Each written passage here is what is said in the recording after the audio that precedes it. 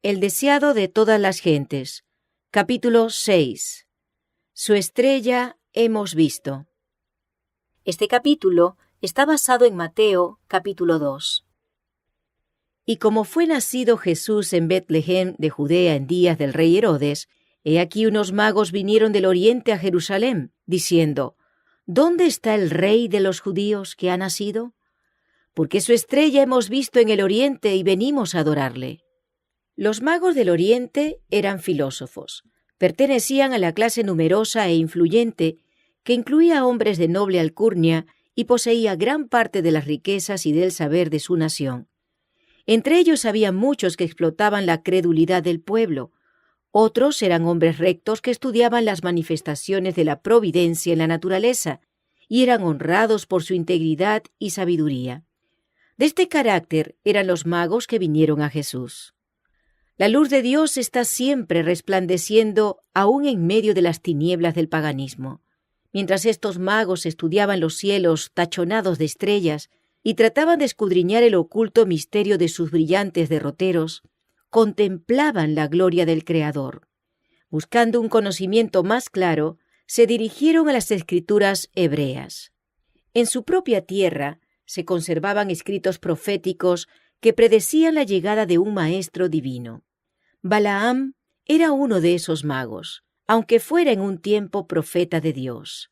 Por el Espíritu Santo había predicho la prosperidad de Israel y la aparición del Mesías, y sus profecías se habían transmitido por la tradición de siglo en siglo. Pero en el Antiguo Testamento, el advenimiento del Salvador se revelaba más claramente. Con gozo supieron los magos que su venida se acercaba y que todo el mundo iba a quedar lleno del conocimiento de la gloria de Jehová. Los magos habían visto una luz misteriosa en los cielos la noche en que la gloria de Dios inundó las colinas de Belén. Al desvanecerse la luz, apareció una estrella luminosa que permaneció en los cielos. No era una estrella fija ni un planeta, y el fenómeno excitó el mayor interés.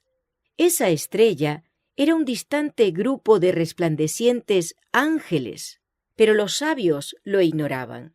Sin embargo, tenían la impresión de que la estrella era de especial importancia para ellos. Consultaron a los sacerdotes y filósofos y examinaron los rollos de los antiguos anales. La profecía de Balaam declaraba: «Saldrá estrella de Jacob y levantaráse cetro de Israel». ¿Podría haber sido enviada esta extraña estrella como precursora del prometido? Los magos habían recibido con gratitud la luz de la verdad enviada por el cielo. Ahora esa luz se derramaba sobre ellos en rayos más brillantes. En sueños recibieron la indicación de ir en busca del príncipe recién nacido. Así como por la fe Abraham salió al llamamiento de Dios sin saber dónde iba, así como por la fe Israel siguió la columna de nube hasta la tierra prometida, estos gentiles salieron para hallar al Salvador prometido. En el oriente abundaban las cosas preciosas, y los magos no salieron con las manos vacías. Era costumbre ofrecer presentes como acto de homenaje a los príncipes u otros personajes encumbrados, y los magos llevaron los más ricos dones de su tierra como ofrenda a aquel en quien todas las familias de la tierra iban a ser bendecidas.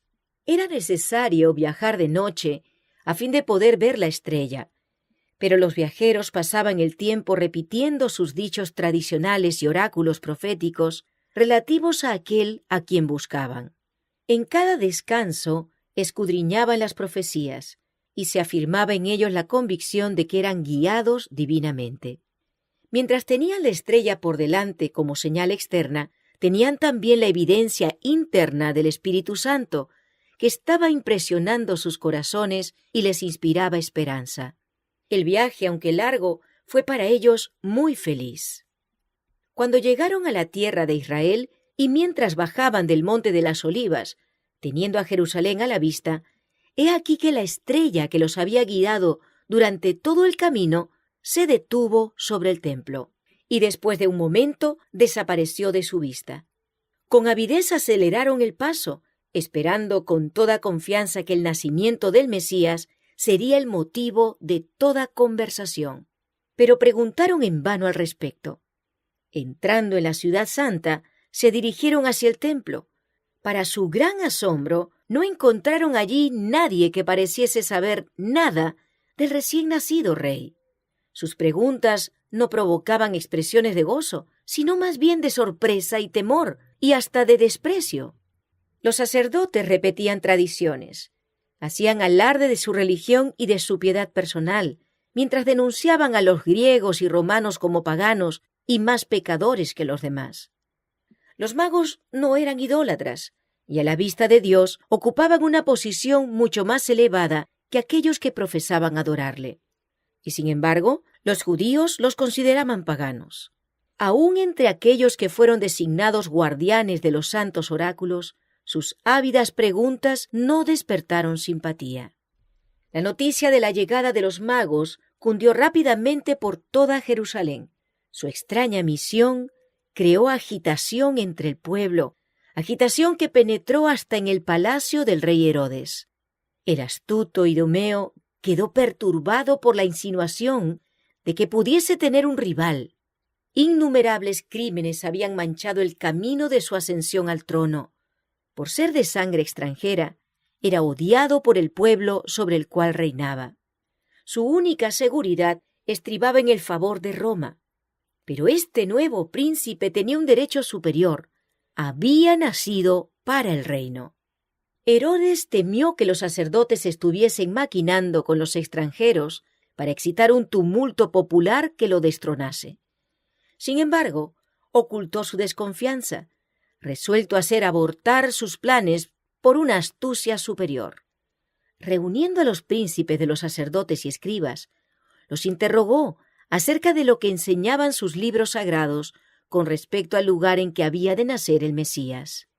Esta investigación del que usurpara el trono, hecha a petición de unos extranjeros, hirió el orgullo de los maestros judíos.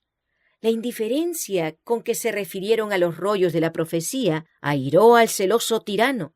Pensó que estaban tratando de ocultarle su conocimiento del asunto. Con una autoridad que no se atrevían a despreciar, les ordenó que escudriñasen atentamente y le declarasen el lugar donde debía nacer el rey que esperaban. Y ellos le dijeron: en Betlehem de Judea, porque así está escrito por el profeta. Y tú, Betlehem, de tierra de Judá, no eres muy pequeña entre los príncipes de Judá, porque de ti saldrá un guiador que apacentará a mi pueblo Israel. Herodes invitó entonces a los magos a entrevistarse privadamente con él. Dentro de su corazón rugía una tempestad de ira y temor, pero conservaba un exterior sereno y recibió cortésmente a los extranjeros. Indagó acerca del tiempo en que les había aparecido la estrella y simuló saludar con gozo la indicación del nacimiento de Cristo. Dijo a sus visitantes: andad allá y preguntad con diligencia por el niño, y después que le hallareis, hacédmelo saber, para que yo también vaya y le adore. Y así diciendo, los despidió para que fuesen a Belén. Los sacerdotes y ancianos de Jerusalén no eran tan ignorantes acerca del nacimiento de Cristo como aparentaban. El informe de la visita de los ángeles a los pastores había sido llevado a Jerusalén, pero los rabinos lo habían considerado indigno de su atención. Ellos podrían haber encontrado a Jesús y haber estado listos para conducir a los magos al lugar donde naciera, pero en vez de ello, los sabios vinieron a llamarles la atención al nacimiento del Mesías. ¿Dónde está el rey de los judíos que ha nacido?, dijeron, porque su estrella hemos visto en el oriente y venimos a adorarle. Entonces el orgullo y la envidia cerraron la puerta a la luz. Si los informes traídos por los pastores y los magos habían de ser aceptados, eso colocaba a los sacerdotes y rabinos en una posición poco envidiable, pues desmentía su pretensión de ser exponentes de la verdad de Dios. Esos sabios maestros no querían rebajarse a recibir instrucciones de aquellos a quienes llamaban paganos. No podía ser, razonaban, que Dios los hubiera pasado por alto para comunicarse con pastores ignorantes y gentiles incircuncisos. Resolvieron demostrar su desprecio por los informes que agitaban al rey Herodes y a toda Jerusalén. Ni aun quisieron ir a Belén para ver si esas cosas eran así, e indujeron al pueblo a considerar el interés en Jesús como una excitación fanática. Así empezaron a rechazar a Cristo los sacerdotes y rabinos. Desde entonces su orgullo y terquedad fueron en aumento hasta transformarse en odio arraigado contra el Salvador. Mientras Dios estaba abriendo la puerta a los gentiles, los dirigentes judíos se la estaban cerrando a sí mismos. Los magos salieron solos de Jerusalén. Las sombras de la noche iban cayendo cuando pasaron por las puertas, pero para gran gozo suyo, volvieron a ver la estrella, y ella los encaminó hacia Belén. Ellos no habían recibido ninguna indicación del humilde estado de Jesús, como la que había sido dada a los pastores. Después del largo viaje, se quedaron desilusionados por la indiferencia de los dirigentes judíos y habían salido de Jerusalén con menos confianza que cuando entraron en la ciudad. En Belén no encontraron ninguna guardia real para proteger al recién nacido rey. No les asistía ninguno de los hombres honrados por el mundo. Jesús se hallaba acostado en un pesebre. Sus padres, campesinos sin educación, eran sus únicos guardianes. ¿Podía ser aquel niño el personaje de quien se había escrito que había de levantar las tribus de Jacob y restaurar los asolamientos de Israel? ¿Que sería luz de las gentes y salud hasta lo postrero de la tierra? Y entrando en la casa, vieron al niño con su madre María y postrándose le adoraron. Bajo el humilde disfraz de Jesús, reconocieron la presencia de la divinidad. Le dieron sus corazones como a su Salvador, y entonces sacaron sus presentes, oro e incienso y mirra. ¡Qué fe la suya! Podría haberse dicho de los magos del Oriente, como se dijo más tarde del centurión romano, ni aun en Israel he hallado fe tanta. Los magos no habían comprendido el designio de Herodes hacia Jesús.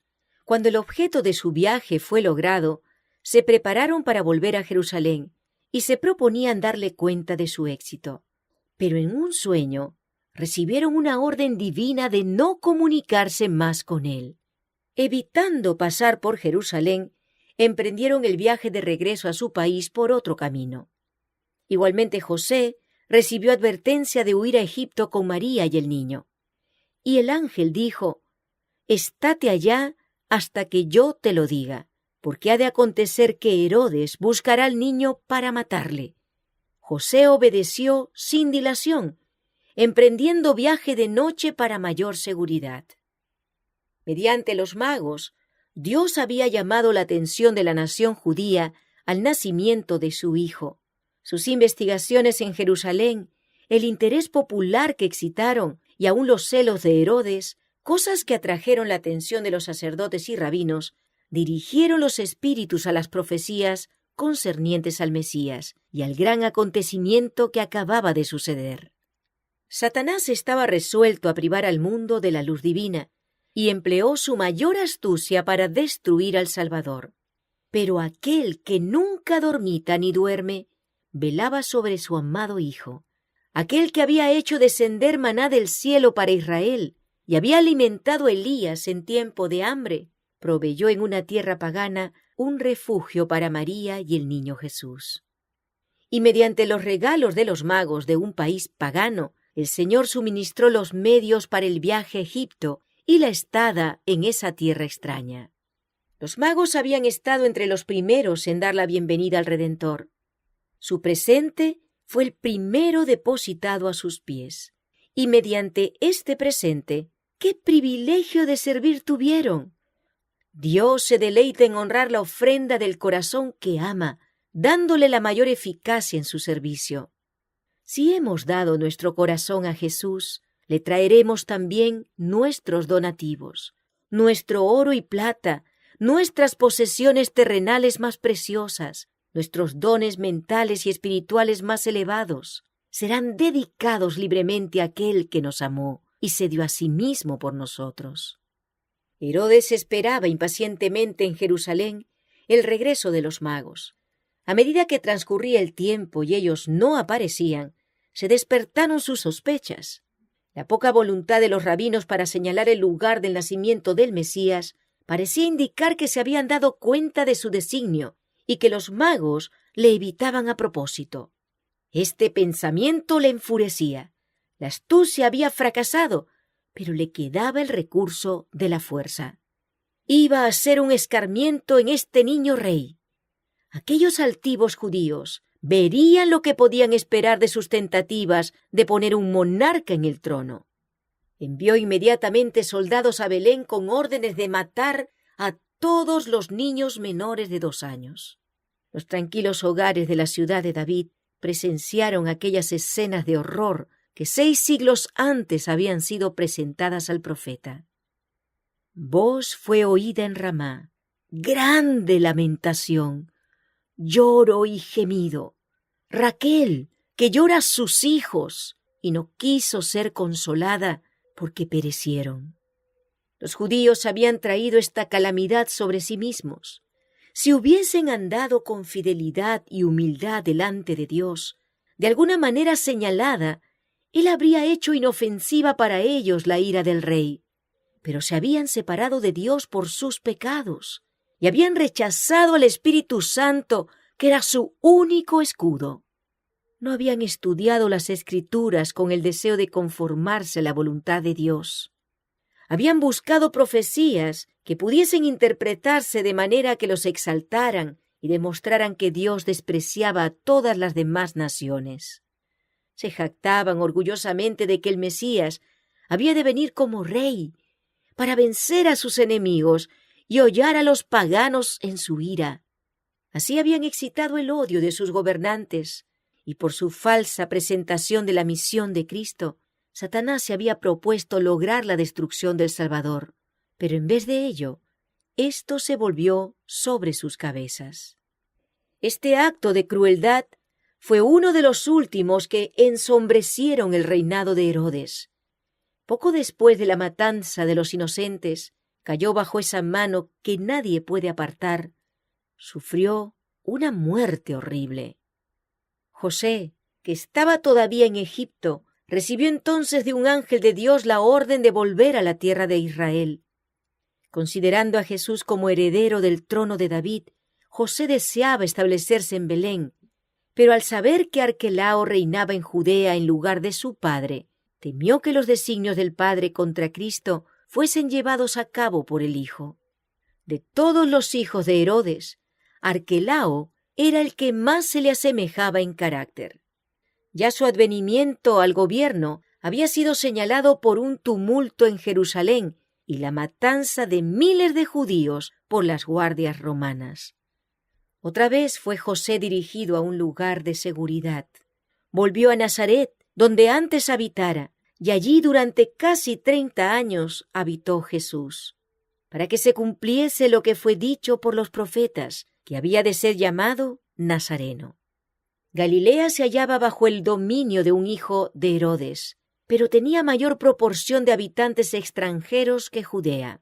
Por eso había menos interés en los asuntos relacionados, especialmente con los judíos, y los derechos reales de Jesús propenderían mucho menos a excitar los celos de los gobernantes.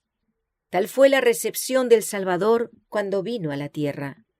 Parecía no haber lugar de descanso o de seguridad para el niño Redentor. Dios no podía confiar su amado Hijo a los hombres, ni aun mientras llevaba a cabo su obra a favor de la salvación de ellos. Comisionó a los ángeles para que acompañasen a Jesús y le protegieran hasta que cumpliese su misión en la tierra y muriera a manos de aquellos a quienes había venido a salvar.